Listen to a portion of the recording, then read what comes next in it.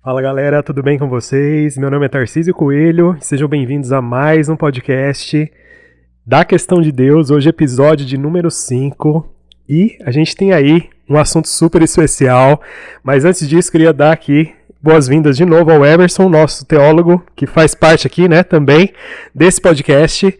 Boa tarde, Everson. Boa tarde, Tarcísio. Boa tarde a todos vocês que nos assistem.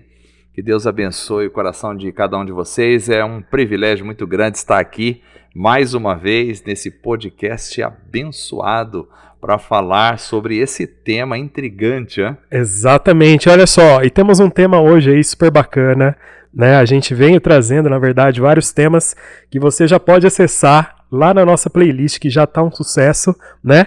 E hoje a gente vai falar na Questão de Deus número 5, olha só, quinto encontro já, que legal, né? Uau. A gente vai falar a respeito de quem são os verdadeiros inimigos do ser humano, né? Então a gente está vendo aí, né, sempre pensando com embasamento na Bíblia, trazendo aí, né, as vivências e também as interpretações relacionadas à Bíblia. Então, de primeira pergunta, eu já queria perguntar aí, queria já fazer essa introdução, perguntando realmente quais são os verdadeiros inimigos. Eu acho que é a grande pergunta que não quer calar, né, Everson? Muito bem, Tarcísio. Sem falar que nós estamos com saudade do Léo hoje. Exato, né? exatamente. O Léo não está aqui hoje, né? Mas assim, ele teve um imprevisto, mas no próximo ele prometeu gravar dobrado, né? Então... Vamos aproveitar e falar mal do Léo, que ele não está aqui. Agora é a hora. Mais um abraço então pro Léo, né? Mas com certeza ele vai estar assistindo no próximo. Ele já vai estar aqui com a gente. Muito não é verdade? Bem, muito bem. Muito bem. Esse texto esse assunto é maravilhoso, né, Tarcísio? Quais são os verdadeiros inimigos do ser humano? Bom, eu gosto muito de um livro de Russell Shedd, né? Que já não está mais entre nós, está com o Senhor. O Russell Shedd escreveu um livro chamado O Mundo, a Carne e o Diabo. Olha, então, eu acredito que esses são os três maiores inimigos do ser humano. O mundo, a carne e o diabo. E é interessante, né, porque a gente vê, por exemplo, dentro das interpretações da Bíblia, né, e trazendo dentro do Novo Testamento, acho que principalmente tem essas citações, né, que Jesus fala, os apóstolos falam também dessa questão do mundo, né, e a gente olha, né, quando a gente está começando aí frequentar a igreja, ou então tentar aprender mais da palavra de Deus, esse mundo é um pouco diferente do mundo que a gente está vivendo hoje, né, assim, podemos dizer isso? Exato. Então, você tem a palavra mundo. Na Bíblia, ela tem pelo menos dois significados básicos, né? Quando diz Deus amou o mundo de tal maneira, João 3,16, que deu seu Filho unigênito, para que todo aquele que nele crê não pereça, mas tenha a vida eterna. Bom, nesse aspecto, a palavra mundo aí significam seres humanos. Certo. Deus amou a humanidade, as pessoas, os seres humanos. Agora, a mesma Bíblia diz na primeira carta de João, capítulo 2, verso 15, não amem o mundo, nem o que nele há. Se alguém ama o mundo, o amor do Pai não está nele. Bom, como assim, né? Deus amou o mundo e depois diz para nós, não amem o mundo. Então, nesse segundo aspecto, nós temos a palavra mundo trazendo como uma referência o pecado, o sistema maligno que governa este mundo, a cobiça, esse materialismo, essas forças malignas que comandam esse sistema, essa vida como um aspecto, né, pecaminoso. Então não amem as cobiças, não amem o dinheiro, não amem as coisas materiais, não amem as posições sociais, não amem essa maldade, não amem essa corrupção. Então essa é a palavra mundo, também significa essas coisas. Entendi, porque realmente eu acho que essas dúvidas, né, que pairam no ar quando a gente vai abrir a Bíblia, que a gente vai fazer aquela leitura, interpretação muitas vezes, né? Por isso que é importante também esse hábito de estudar, né, Everson? Acho que eu gosto muito dessa parte, não é à toa que a gente trabalha com educação também, né? De estar ali vendo as fontes, né? Vendo também a questão do contexto que está aquele texto, na verdade. Então eu queria que você falasse um pouco, assim, qual a importância da gente olhar para esse contexto no qual foi escrito, né? Determinada frase ou palavra, ou determinada época também, né? sei se encaixa nessa parte. Com certeza. Tarcísio, é muito importante a gente olhar para o contexto, né? Nós temos uma matéria no seminário que chama-se hermenêutica, né? Então, a hermenêutica seria a ciência da interpretação dos textos. Nós temos hermenêutica no próprio direito, né? E nós temos a hermenêutica na teologia. Ou seja, a hermenêutica são as regras que vão reger uma interpretação de um texto. Tem pessoas que olham para isso e falam, então é tudo... está frio, teologicamente está envolvido, e isso não tem o Espírito Santo de Deus, é uma coisa do homem, é uma coisa do pecado, né? Isso não tem nada a ver. A hermenêutica é simplesmente o nome que deram, né, para uma ciência que vai nos ensinar como interpretar um texto. Então, uma das regras da hermenêutica é um texto não pode ser interpretado fora do seu contexto. Ou seja, você não pega um parágrafo, tira ele do texto e tenta interpretá-lo isoladamente do que vem antes dele e do que vem depois dele. Então, essa é uma das regras. Então, quando a gente vai interpretar um texto bíblico, a gente precisa olhar para o que vem imediatamente anterior a esse versículo, o que está imediatamente depois desse versículo, que tema esse versículo está tratando, como o autor do livro trata esse tema, como esse tema se relaciona com a ideia do Novo Testamento em si, como esse tema se relaciona com a ideia do Antigo Testamento, que progressões há na compreensão desse tema, né? Olhando biblicamente, porque a gente diz que a revelação bíblica ela é progressiva, então ela começa no Antigo Testamento, ela vai crescendo no seu aspecto, na sua revelação, chegando ao Novo Testamento. Então, como a Bíblia toda fala sobre esse assunto? Então, é algo complexo, né? Por isso, quando você vê, por exemplo, não ameis o mundo, nem o que no mundo há. Mas Deus amou o mundo, como é que eu não posso amar o mundo? Porque a palavra mundo ela tem vários significados. Eu preciso entender em que significado ela está sendo aplicada dentro do texto. Interessante, né? E você falando, eu vou lembrando também de outras passagens, né? Jesus também tem uma passagem que ele fala a respeito de não os tireis do mundo, né? Nesse sentido, porque às vezes a gente vê, né? Nossa, tantas coisas ruins acontecendo desde a época de Jesus até hoje, né, no caso, né, e muitas vezes a gente se pergunta, né, por que Deus então não retirou já a sua igreja, né, ou então por que nós ainda já não fomos arrebatados, etc, e Jesus fala que não, né, que a gente precisa ser sal e luz aqui na terra, né, Everson, é isso mesmo? Exato, Tarcísio, você mencionou aí mais um significado da palavra mundo, que é essa terra, esse planeta Terra, é o lugar onde estamos, quer dizer, não os peço que os tire do mundo, não tira eles daqui, porque o sal precisa estar sendo ativado, precisa estar fazendo a diferença no meio onde ele está.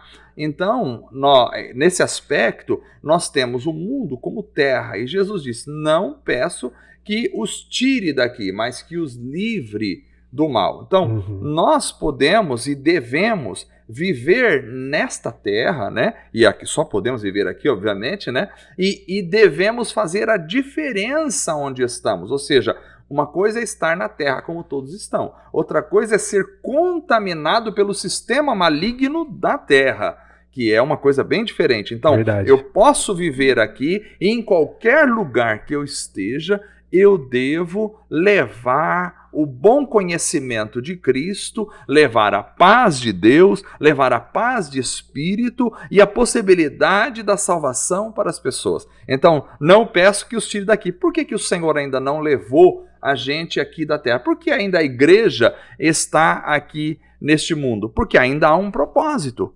Qual é o propósito? A igreja está aqui com alguns propósitos. Primeiro, louvar, engrandecer e exaltar o nome de Deus. Segundo, conhecer a Deus aqui na terra enquanto nós estivermos vivendo.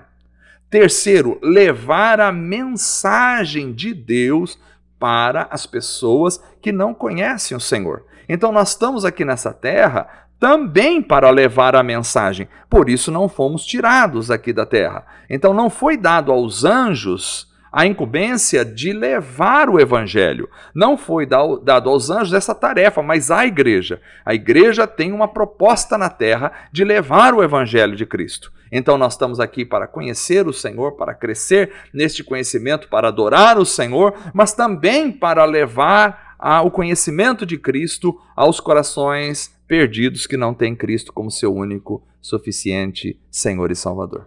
É interessante, né? Porque assim, a gente vê, pegando um gancho do que você falou, Everson, dessa questão mesmo de evangelizar, né? De estar ali na frente, de estar propagando, na verdade, a mensagem, né? As boas novas, no caso.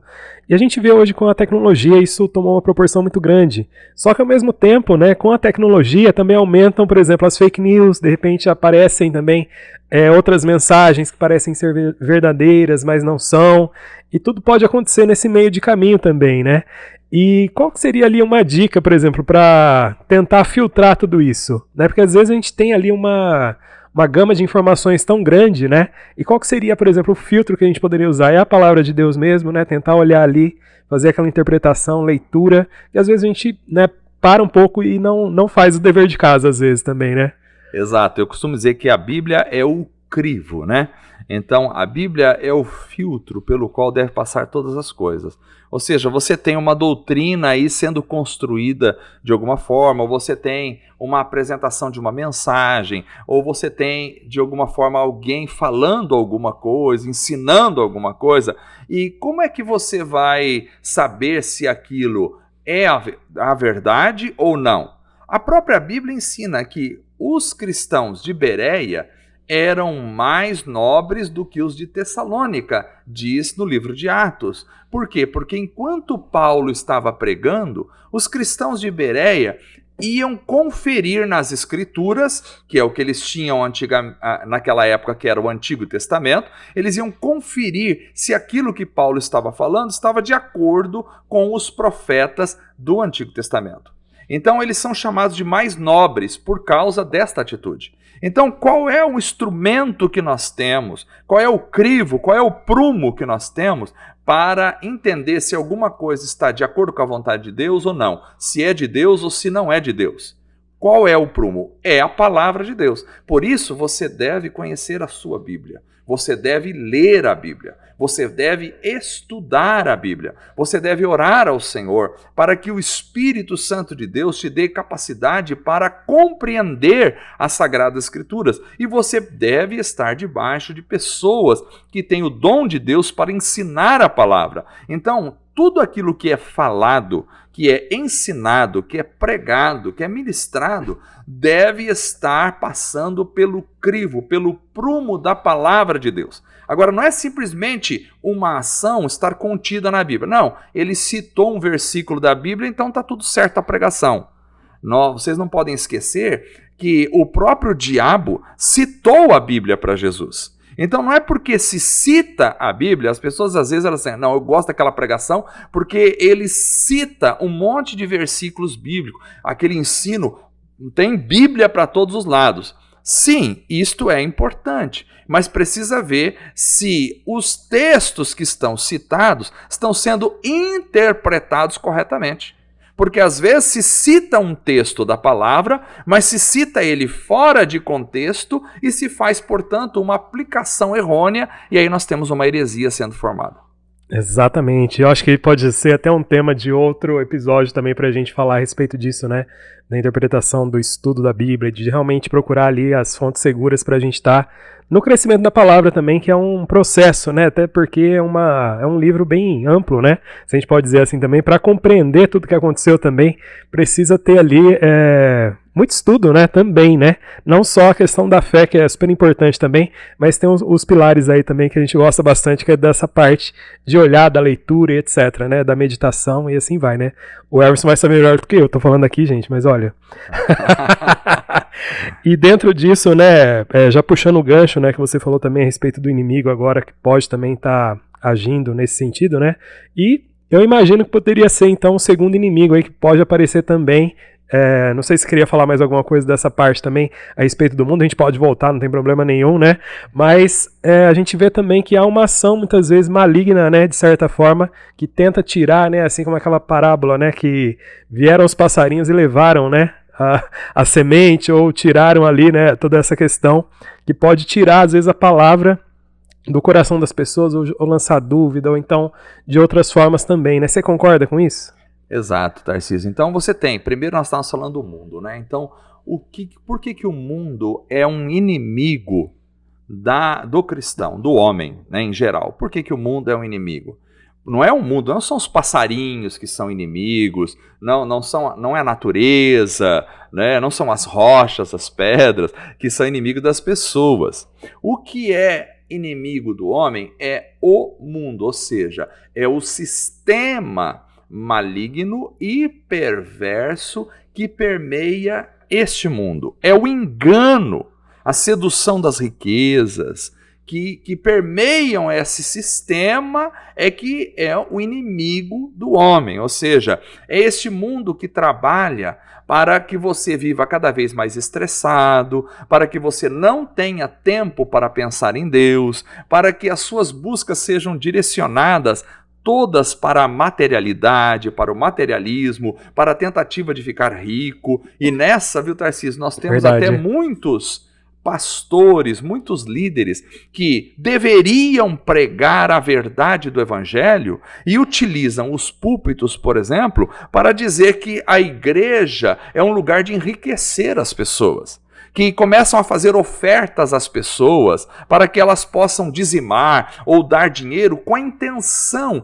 de receber 10, 20, 30 vezes mais, que se você fizer um sacrifício de oferta, se você der um dinheiro lá na igreja, você vai receber muitas vezes mais. Isso é tudo enganação. Isso ativa, isso desperta cada vez mais nas pessoas a sedução pelas riquezas, o desejo pelo material. E não podemos esquecer que a Bíblia diz que o amor ao dinheiro é a raiz de todos os males.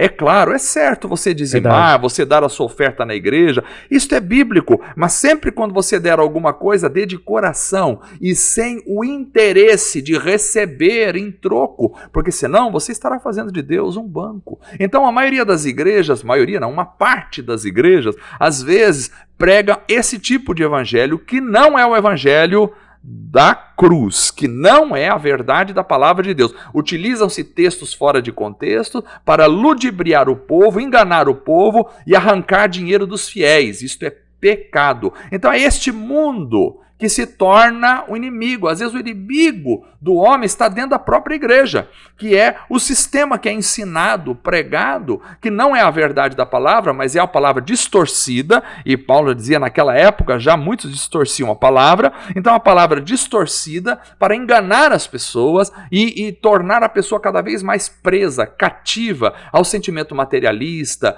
ao desejo da fama, ao desejo da autoprojeção, ao desejo de se aparecer. É esse desejo que engana as pessoas. Então nós temos aí esta parte do mundo. Agora, fora o mundo, como o Tarcísio citou aqui, nós temos também o segundo inimigo, que é o diabo. Bom, quem é o diabo? O diabo é um ser espiritual. Muita gente fala, bom, não pode falar no diabo, misericórdia, cruz, credo, agora vai trazer coisas ruins, vai atrair coisas ruins, não gosto de ouvir falar no diabo. Nós não podemos esquecer que Jesus foi a pessoa que mais falou sobre o diabo. Nós não temos com isso uma obsessão pelo diabo. Nós não estamos aqui para pregar o evangelho do diabo. Não é isto. Nós estamos aqui para falar de Cristo, mas nós não podemos esquecer que, falando de Cristo, nós também fazemos uma referência ao inimigo do homem, que é o diabo. Então, o diabo é aquele ser espiritual que existe, não é uma invenção da religião, não é uma invenção para manipular as pessoas. Quem fala isso ou quem ensina isso não conhece as Escrituras. A Bíblia fala do diabo como um ser realmente, um ser atuante, que aliás tentou Jesus quando Jesus estava no deserto, quando ele ia iniciar o seu ministério. Ele foi tentado pelo diabo e ele venceu a tentação. E depois a Bíblia diz que o diabo o deixou por um pouco de tempo, por um determinado tempo, até que ele encontrasse um tempo oportuno novamente para tentar Jesus, para tentar derrubar Jesus. Então, o diabo é inimigo do homem. Aliás, a primeira epístola de Pedro, capítulo 5, verso 8, vai dizer: sejam sóbrios e vigiem. O diabo, o inimigo de vocês, anda ao redor como leão, rugindo e procurando a quem possa devorar. Então o diabo é como um leão rugindo e ele está em redor dos homens, em redor dos fiéis, em redor das pessoas tentando devorá-los. Ele é apresentado aqui como inimigo. Então ele é um inimigo que traz propostas, que traz tentações para destruir a vida humana, sem dúvida. Exatamente, esse texto é bem famoso também, tem aquele outro, né? Porque a nossa luta não é contra a carne e o sangue, mas sim contra os principados e contra as potestades, né? Contra os príncipes das trevas deste século, contra as hostes espirituais da maldade nos lugares celestiais, em Efésios 6:12, né? Não sei se você ia falar desse texto também, já adiantei aqui. Mas tem a ver também com isso que você está falando, né, Everson? E muitas vezes eu vejo, por exemplo, quem às vezes não tem uma compreensão, às vezes, ou então não quer acreditar, e às vezes falam que a Bíblia traz muitas coisas aleatórias ou alegóricas, no caso, que não realmente representam, né? Eu acho que tem os dois momentos sim, né? Mas nesse caso, até Jesus falou muito a respeito do adversário, né? E eu queria que você falasse um pouco dessa questão, por exemplo, quando eu identifico que realmente não é algo ali que digamos assim, uma história, ou então algo que está, uma metáfora no caso, né? Quando você olha para o texto bíblico, muitas vezes você vai ver a revelação da pessoa do maligno. Ela não está só no Novo Testamento, ela está também no Antigo Testamento. Por exemplo, no livro de Jó, você vai ver a pessoa de Satanás subindo e conversando com Deus e tal. Então, assim, claro, ela está muito mais explícita no Novo Testamento do que no Antigo Testamento. No Novo Testamento você tem os casos de possessão demoníaca, onde Jesus chega e expulsa os demônios, aquele demoniado de Gadar, né? E outros mais que acontecem. Então, assim, é claro na Bíblia quando há a possessão demoníaca ou quando há a presença do maligno, né? Ao mesmo tempo, você vê até o apóstolo Paulo lidando com essa situação. Ele diz assim, nós queríamos ir para tal lugar, mas o demônio nos impediu, né? De alguma forma, lançou alguma coisa que acabou impedindo eles. Então, assim, realmente você tem uma ação maligna. Agora, como identificar isso no dia a dia? Bom, nem sempre é fácil. Por isso há o discernimento de espíritos, que é um dom de Deus dado aos seres humanos. É claro que você pode identificar a ação maligna, às vezes, num convite. Um convite que você sabe é uma proposta indecente, que você sabe que Deus não aprova, que você sabe que vem contra a vontade de Deus, e às vezes ela é feita por uma pessoa que está próxima a você. Mas o diabo pode usar as pessoas.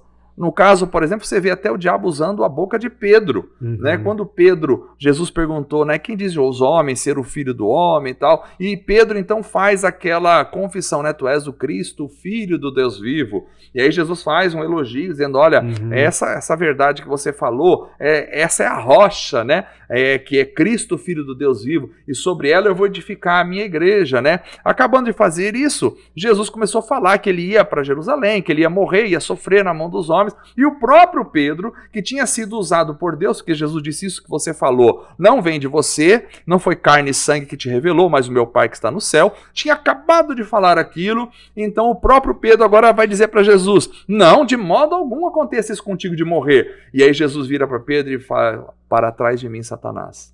Então você vê, o diabo ele pode usar a vida de uma pessoa, pode usar a boca de uma pessoa.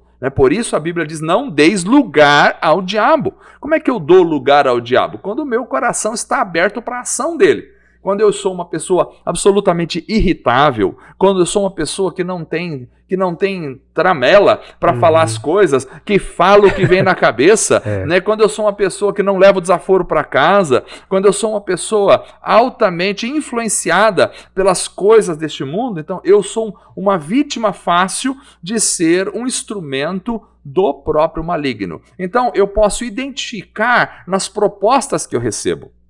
Eu posso identificar a ação maligna quando há, por exemplo, uma ação, quando há uma pessoa que está sendo possuída, que ela tem uma força descomunal, quando há alguma coisa que você percebe que não é natural deste mundo e também não é boa. então você pode perceber claramente uma ação maligna aí. Pois é, interessante, e tem muitos casos mesmo, muitas passagens, principalmente no Novo Testamento a respeito disso também, né? E igual você falou, Jesus foi passando e curando as pessoas não só nas suas doenças, né, físicas, mas também, nesse caso, nas espirituais, também expulsando demônios, e era assim mesmo, né? Não tinha conversa, né, Everson? Então era já expulsava e era isso mesmo, né? E dentro disso, né, então a gente tem, no caso, né, os demônios que estão agindo também durante esse tempo, e a gente vê isso, que não é de hoje, né? Acho que desde que o mundo é mundo, eles estão por aí, né? E fazendo com que o homem queira cair nesse caso, né?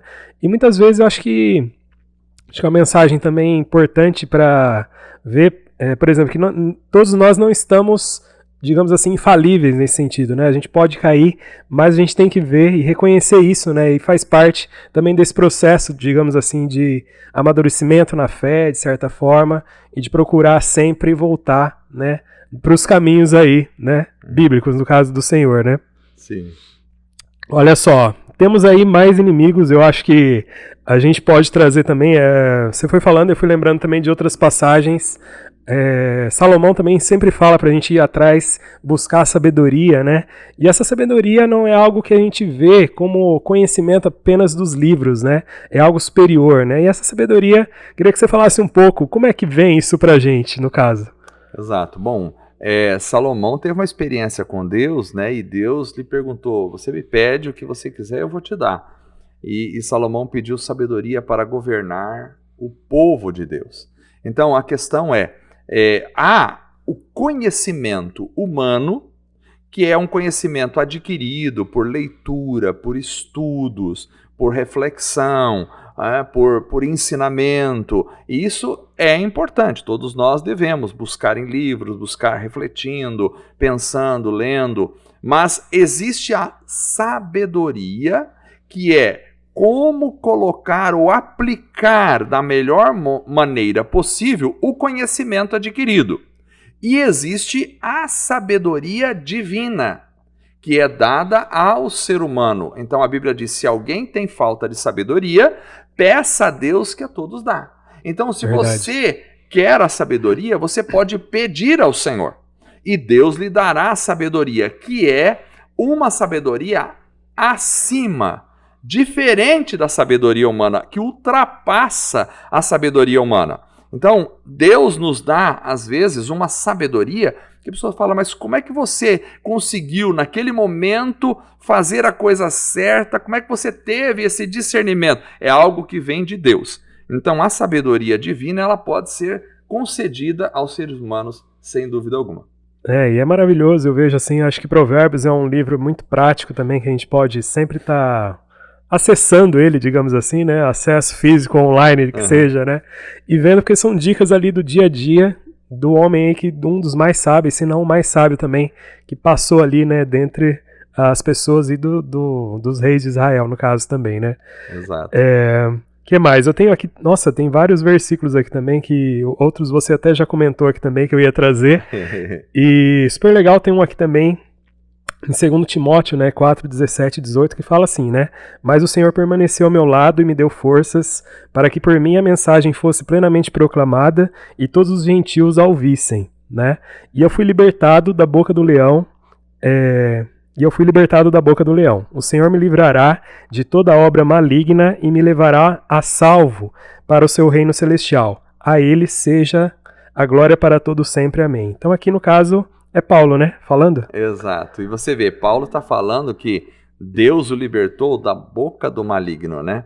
Então, assim, existe uma estratégia, o próprio Paulo diz: nós não ignoramos as estratégias de Satanás. Existem estratégias do inimigo que são utilizadas, às vezes, para derrubar a pessoa, para destruir a pessoa. Né? Então, isso precisa ser muito claro na nossa mente. É claro, nós não devemos ser aquelas pessoas que enxergam demônio em todas as coisas. Tem gente que enxerga demônio até no galão de água que está em casa. Não precisamos enxergar o demônio em todas as coisas, mas, por outro lado, nós não podemos ser ingênuos. Né? Então, assim, falando de Satanás, dos demônios, existem uma série de estratégias que eles utilizam para derrubar as pessoas. Na época de Jesus, me parece que havia muito aquele confronto cara a cara, aquele endemoniamento, as pessoas caíam. E quando logo que eu me converti, né, há uns 30 e tantos anos atrás, 40 anos atrás, foi ontem, logo ali. Então, eu me converti e, assim, existia ainda muito essa questão das pessoas caindo, endemoniadas nas igrejas e tal, né? Eu acredito que isso ainda existe hoje, mas me parece que com uma frequência menor. E eu fico pensando o porquê, né? O porquê. E alguma das respostas que me vem à mente é de que talvez as estratégias do inimigo tenham mudado. Ou seja, ao invés de possuir pessoas, derrubá-las, né, destruir, fazer aquele show e tal, né, que muitas vezes dá certo também porque as pessoas ficam atraídas por ele e porque ele domina o palco nesse momento, né? Mas eu acho que uma das estratégias piores e mais eficazes das trevas hoje em dia está na filosofia que comanda o mundo, na forma de pensar das pessoas, nos conceitos que são disseminados pelos meios de comunicação, nos conceitos que são disseminados pela mídia, no coração e na mente das pessoas. Então aí que está a estratégia principal. Hoje em dia, por exemplo, todo mundo fala muito em amor. Eu sou do amor, o amor venceu, o amor é maravilhoso, né? Porque eu procuro o lado do amor sempre, né? E se você tiver amor... E aí, o que é este amor, né? Os conceitos, às vezes, eles estão deturpados, eles estão destruídos, estão torcidos. O que é este amor? Então, qual é o amor que o mundo fala hoje em geral, que as pessoas falam em geral? Tudo pelo amor. O amor que as pessoas falam em geral não é o amor bíblico. É um amor caricaturado, é um amor distorcido, é um amor perdido, é um amor corrompido, porque a ideia das pessoas é que tudo que fala em amor é perfeito e maravilhoso, porque afinal de contas Deus é amor. Mas não podemos esquecer, por exemplo, que a Bíblia diz que o amor ao dinheiro é a raiz de todos os males. Então aí eu tenho um amor que não é puro, que não é santo, que não é verdadeiro. Eu tenho um amor aí prejudicial, o amor ao dinheiro, o amor ao pecado, o amor ao mundo. Quem ama o mundo, o amor do Pai não está nele, o texto que nós lemos. Então nós temos aí um outro amor que não é verdadeiro. Então esse amor que hoje o mundo fala muito é um amor, por exemplo, que não corrige. É um amor que rejeita a mudança de vida. É um amor que aceita todo mundo como está e não permite que as pessoas mudem, saiam do seu erro. É um amor que diz ao pecador, vem como você está, mas pode ficar do jeito que você está mesmo, que está tudo certo. Este é o amor que este mundo fala. Não, então o amor tem que aceitar tudo e tem que achar tudo bonito. Esse não é o amor bíblico. O amor bíblico é diferente. As pessoas citam muito aquele texto em que aqueles homens trouxeram aquela mulher apanhada em adultério para Jesus, e Jesus disse, olha, ninguém te condenou, eu também te condeno. As pessoas falam lá, olha o exemplo de amor maravilhoso. Realmente, o amor de Cristo é maravilhoso, só que eles esquecem da continuidade da frase de Jesus. Jesus disse, vai e não peques mais. Há uma ordem de Jesus. Então, o verdadeiro amor é aquele que chama as pessoas para si, mas que rejeita o pecado das pessoas e ordena às pessoas que mudem de vida. Este é o verdadeiro amor. O verdadeiro amor não é aquele que diz assim, não, pode vir do jeito que você está e está tudo certo, vai caminhando. A pessoa está caminhando para o buraco e ele diz, não, eu te amo, continue aí, isso é lindo, maravilhoso. E a pessoa vai cair no inferno e o outro vai dizer, não, é tudo maravilhoso, lindo. Não é assim. O verdadeiro amor corrige porque quer o bem da pessoa amada. Legal, você estava falando assim, eu lembro também, por exemplo, que esse é um tema muito falado também, muito linkado à questão, por exemplo, da felicidade, a felicidade a qualquer custo, e o que seria essa felicidade? A gente se pergunta, né, muitas vezes, né? E muitas vezes é igual você falou mesmo, a pessoa não quer que haja esse alinhamento, na verdade, com as vontades de Deus e que as felicidades, às vezes, venha a ser algo muito subjetivo, até mesmo uma fantasia, né? Muitas das vezes. E uma psiquiatra falou, a Beatriz Barbosa, que eu sigo ela, tem vários livros também, tem vários podcasts dela, eu acho ela fantástica. E ela falou uma coisa que eu acho interessante também, por exemplo, a questão do sol, por exemplo. O sol, ele quer ali, qual que é a função do sol? Não é aquecer, não é ali trazer vida, de certa forma, né, para a terra, né, trazer toda essa questão dos vegetais, e para todos nós, né, a gente não vive sem o sol fisicamente, né, e para ela fala que a felicidade do sol é cumprir ali a sua missão nesse sentido, né. Então eu queria voltar essa pergunta para o ser humano, né, qual seria então a missão do ser humano para ele ser feliz no caso, né, porque se ele desenvolver bem a função do que ele veio para fazer, segundo a vontade de Deus, ele vai realmente ser feliz nesse sentido. Você concorda com isso? Sim, então, essa questão, olha, quando uma das estratégias mais malignas, né, mais eficazes da malignidade é a distorção dos conceitos. Então, assim, como eu abordei agora a questão do amor, o conceito do amor é distorcido, as pessoas, às vezes, elas não têm o discernimento. Elas falou em amor, é tudo maravilhoso. Mas elas não percebem que o amor de Deus anda de mãos dadas com a sua justiça e com a sua santidade. Então, amar é também se corrigir e corrigir, né? Agora, essa questão da felicidade que você coloca é muito importante, porque há uma distorção do conceito da felicidade. O que é felicidade? É bem-estar? É sentir-se bem? Bom, pode haver conforto, pode haver um psicopata que se sente bem matando o outro. Então, isso é felicidade real, né? Então, o que é felicidade? As pessoas colocam a ideia da felicidade, às vezes, em conquistas, em adquirir coisas. Então, se eu conseguir conquistar as minhas metas, eu serei feliz. Se eu conseguir adquirir muitos bens, né? A vida de um homem, disse Jesus, não constitui-se dos bens que ele possui nessa terra.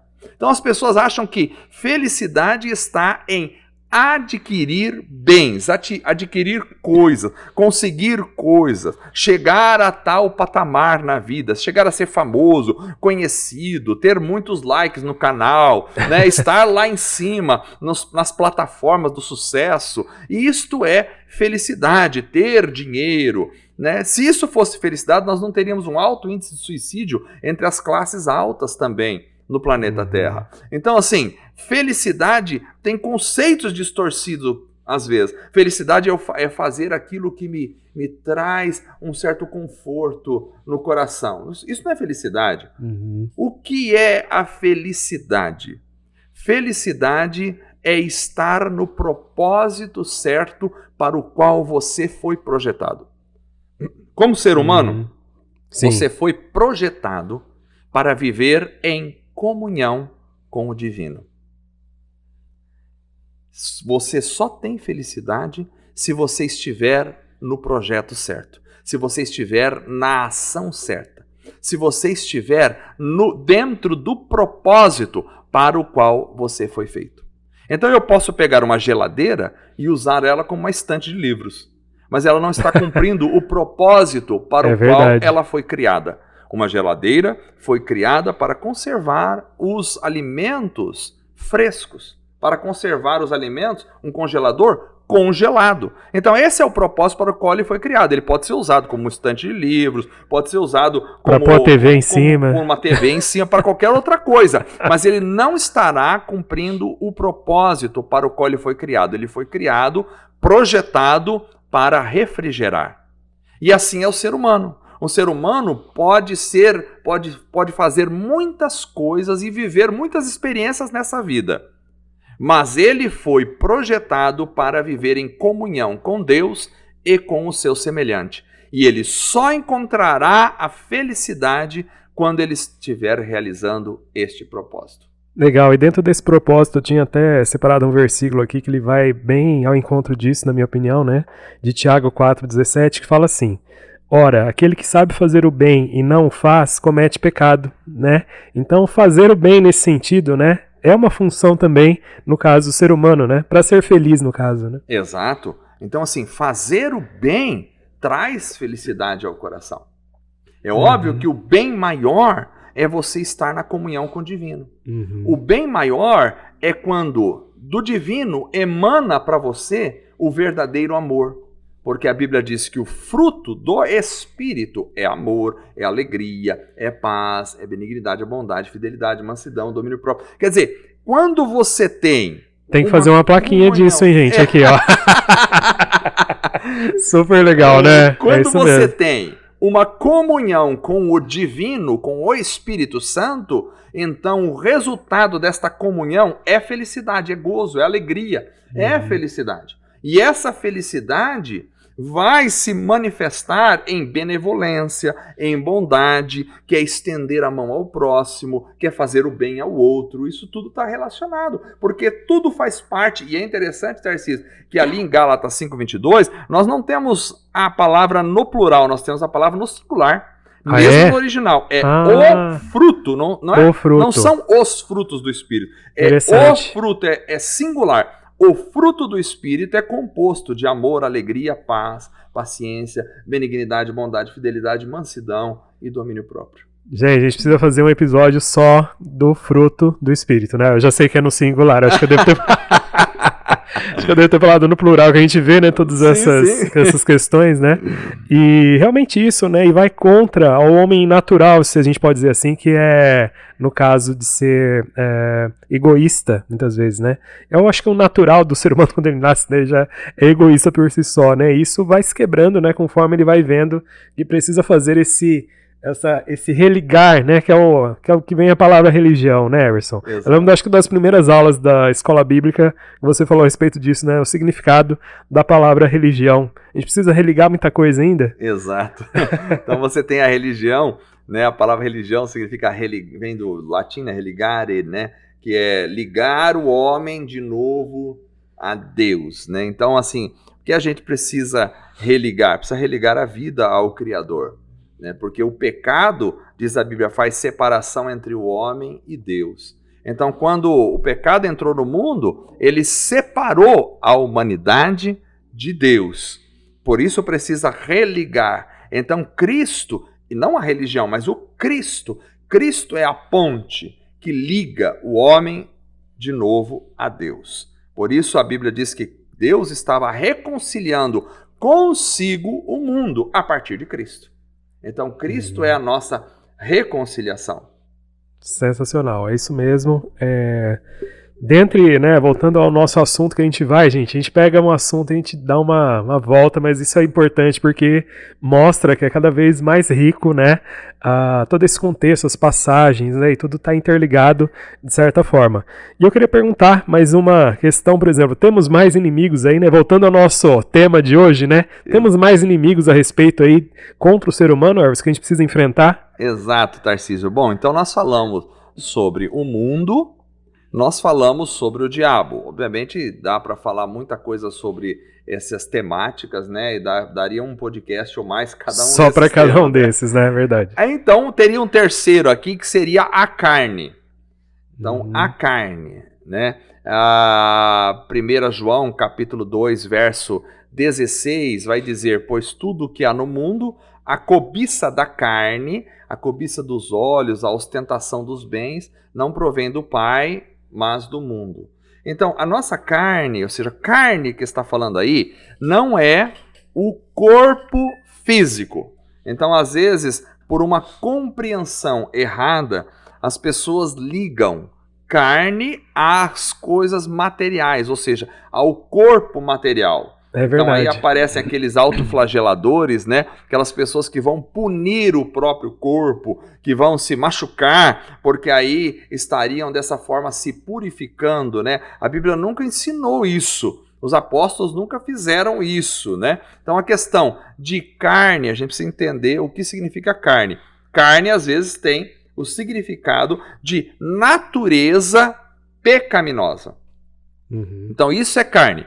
Carne é natureza pecaminosa. Então, essa natureza pecaminosa que todos nós temos é um inimigo nosso. Ou seja, o próprio ser humano é inimigo de si mesmo.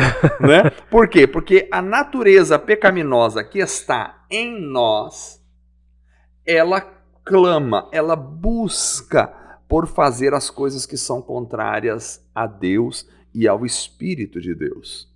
Então são aqueles desejos mais profundos, são aqueles sentimentos que a gente tem, sabe aquela vontade que às vezes a gente tem de fazer vingança, de fazer justiça com as próprias mãos, aquela vontade que a gente tem de descontar no outro aquilo que fizeram com a gente, aquela vontade que a gente tem de cometer o adultério, de cometer a prostituição, de fazer alguma coisa que está errado, aquela vontade de enganar o outro, aquele desejo dentro do coração, aquela mágoa, aquela raiva contra o outro, isso aí tudo faz parte da nossa natureza pecaminosa.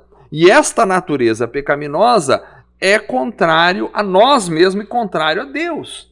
Então, assim, o diabo oferece alguma coisa no mundo.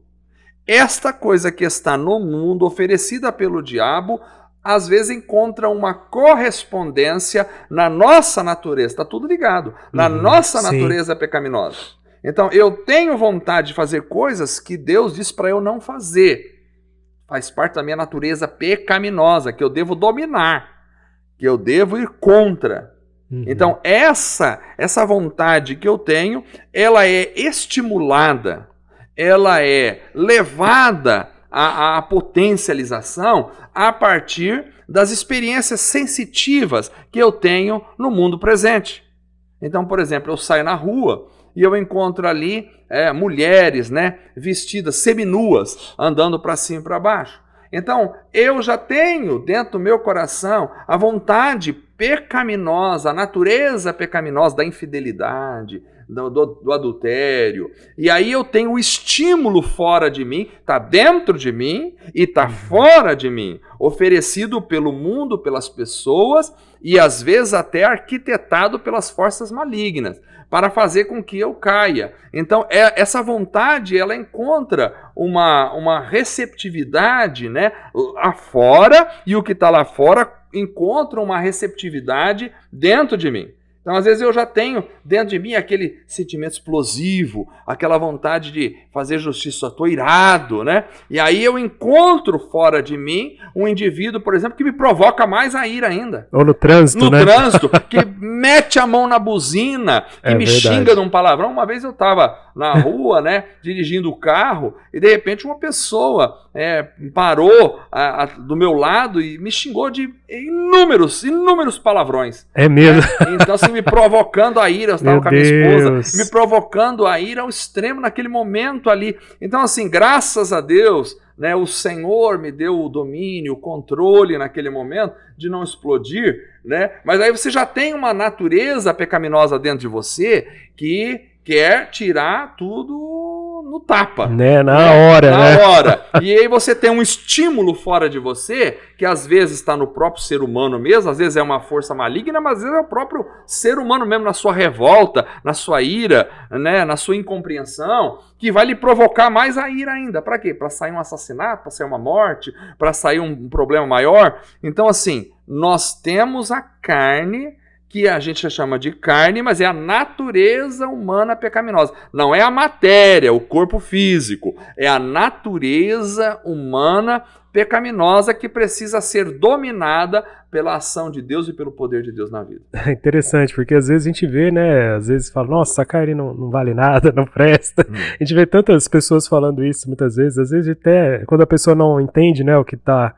escrito ali, né, e ela mesmo, igual você falou, tenta fazer alguma penitência, cometeu algum pecado, então merece ali, né, de certa forma, passar por uma purificação, né? Esmagar, tem muito disso. Né? Esmagar, machucar. E não podemos esquecer que a Bíblia diz, Paulo fala que o nosso corpo é o templo do Espírito Santo.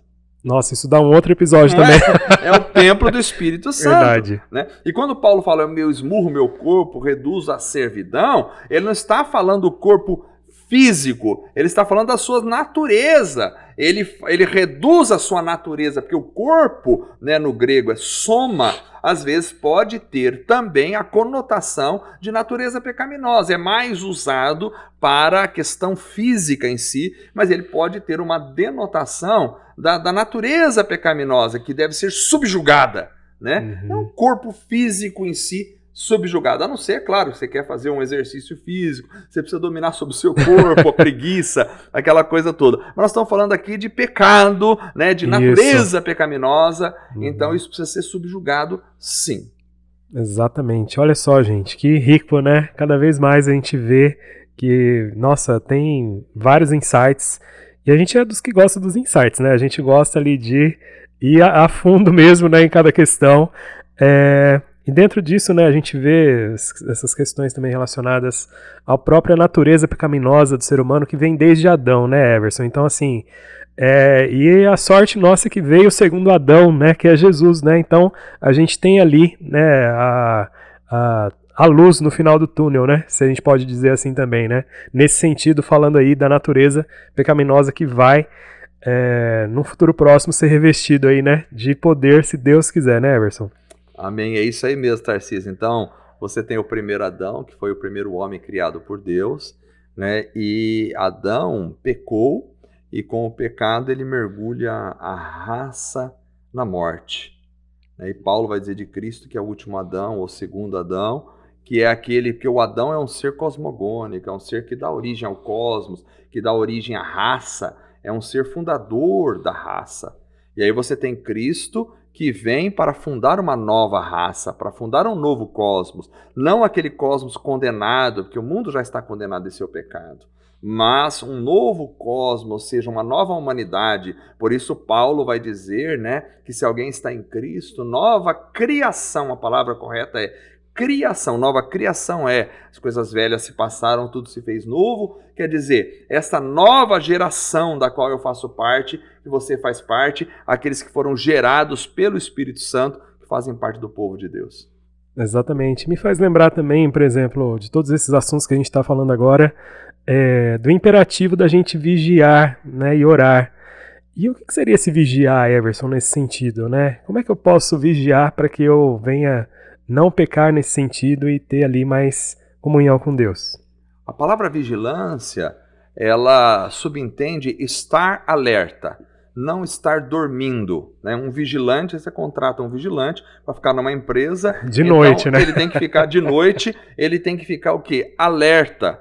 Eles têm que estar acordados, um vigilante pode estar dormindo. Então, assim, vigiar quer dizer, estejam alertas, estejam prestando atenção, estejam sensíveis ao que pode acontecer, estejam conscientes da realidade presente. Então, vigiai e orai, quer dizer, você vai orar, mas você vai manter-se alerta também.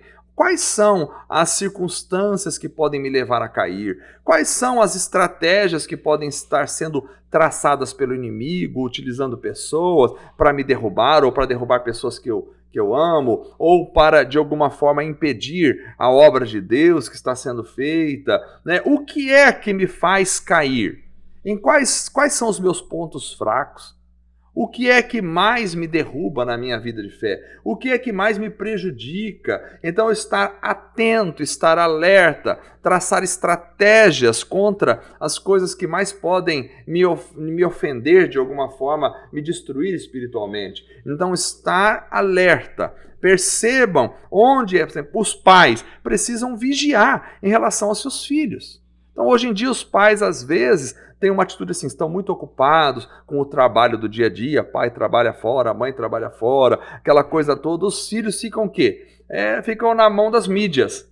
Então, vigiai, às vezes você tem o filho lá que está sendo doutrinado, que está sendo ensinado, e a gente podia fazer um podcast sobre isso, pais e filhos. Sim, verdade. Dia, né? Os filhos estão sendo doutrinados, ensinados no caminho das trevas, a partir do quê? De programas de TV, a partir de programas da internet, jogos, a partir, né, de jogos da internet que estão estimulando a violência, estimulando a sensualidade precoce, estão fazendo com que as crianças sejam doutrinadas e caminhem para o mal. Então os pais precisam estar alertas, vigilantes. O que meu filho está assistindo? O que meu filho está jogando? Aliás, eu acho que hoje a nossa sociedade é tão estressante que os pais, quando chegam em casa, eles querem descanso, eles querem sossego.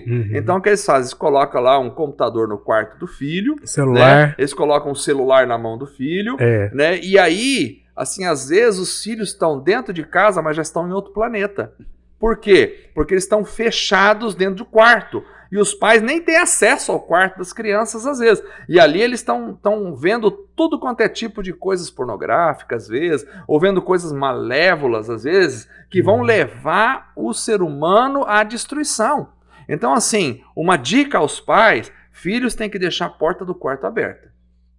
E cuidado se tem computadores nos quartos, cuidado se tem internet dentro do quarto. Os pais têm... Não, mas isso aí é muito retrógrado. É retrógrado? Nós estamos vendo uma sociedade completamente perdida.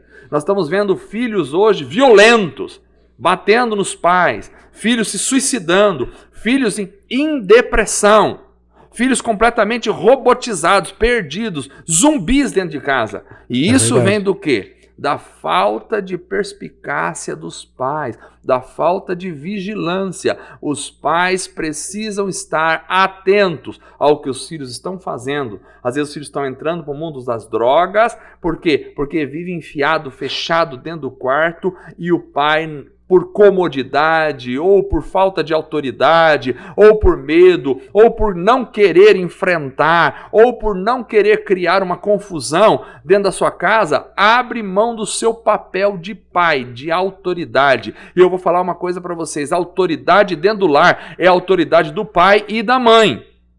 O filho não pode ter autoridade dentro da casa. Quem tem autoridade é pai e mãe. E deve sim ser corrigido os filhos dentro de casa. Porque se você não corrige teu filho dentro de casa, um dia ele será um problema para a sociedade e muitas vezes estará completamente perdido longe de Deus. Exatamente. Então a gente vê realmente que são vários pontos, né, que a gente vai analisando, né, não só a questão pessoal, né, de cada ser, no caso ali, né, adulto no caso, mas também dessa questão dos pais, né, de estar observando, porque a criança não tem discernimento das coisas ainda, e realmente isso que você falou, né, as mídias estão aí, e chegam muito mais rápido do que a gente imagina nos celulares, etc, e influências também de amigos e outras coisas que podem acontecer aí no meio do caminho, né, e tudo isso faz parte desse contexto, lógico, desse episódio que a gente está tratando hoje a respeito dos inimigos do ser humano, né, então isso pode sim está sendo, de certa forma, arquitetado, de certa forma, atingindo desde os mais novos, né, até os mais velhos também, nesse sentido, né, Everson? Eu queria que você falasse, então, acho que a gente está caminhando para o final desse episódio.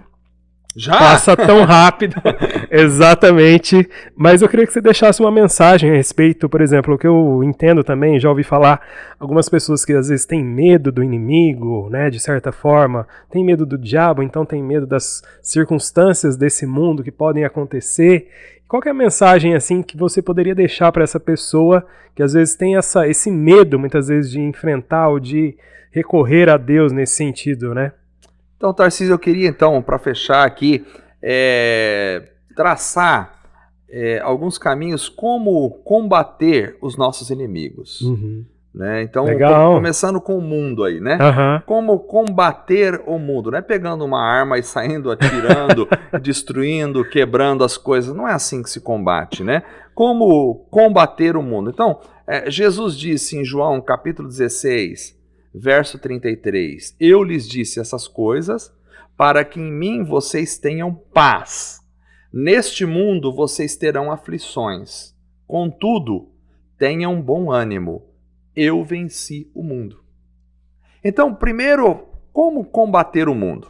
Entendendo que Jesus venceu o mundo. Jesus venceu o mundo do pecado. O mundo já está derrotado por Cristo Jesus.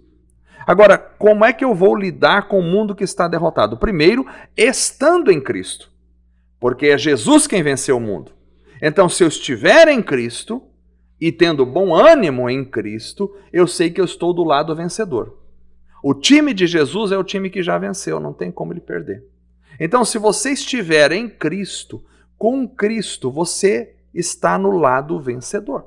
Como vencer o mundo? Entendendo como funciona o mundo.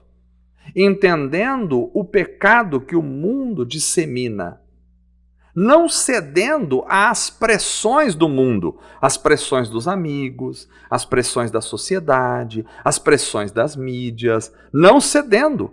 Então, hoje em dia se pinta um quadro, por exemplo, olha, a moça que é virgem, vamos dizer assim, né, que é uma raridade, né? A moça que é virgem, ela é retratada nas novelas, ela é retratada nos filmes como sendo a ingênua, a tontinha, a bobinha. Então, qual é a pressão que está por detrás disso? É para que você tenha uma vida sexual ativa antes do casamento.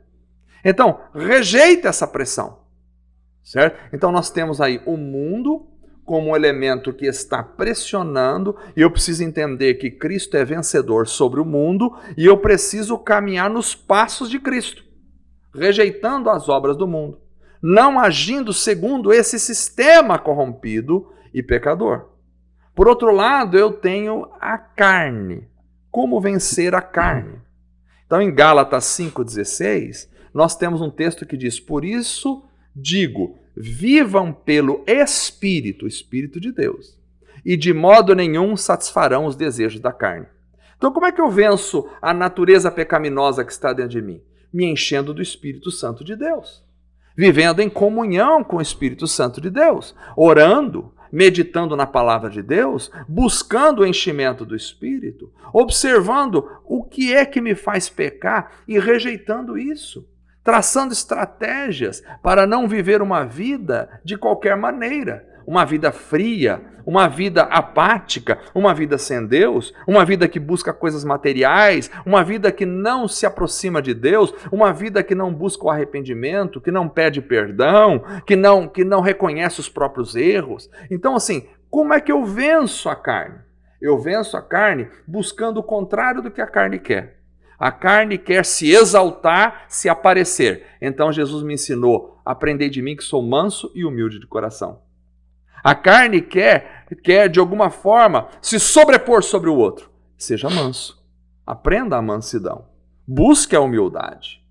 Busque a presença de Deus. Busque o poder do Espírito Santo na vida. Procure se encher das coisas de Deus. A Bíblia diz: pensai nas coisas que são de cima e não nas que são da terra.